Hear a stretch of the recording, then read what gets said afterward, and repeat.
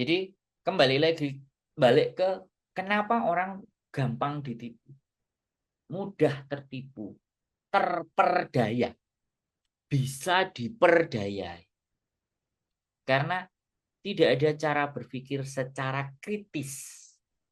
Nah, menumbuhkan pikiran kritis, ya kan? Itu bagaimana supaya kita itu kritis? Sederhana, mulailah dengan kalimat kenapa harus ke saya? Kenapa kok jadi saya? Kenapa saya? Kenapa harus saya? Mengapa kamu ngomong kayak gitu ke saya? Kenapa kamu nggak ngomong sama orang yang lain? Itu simple, teman-teman.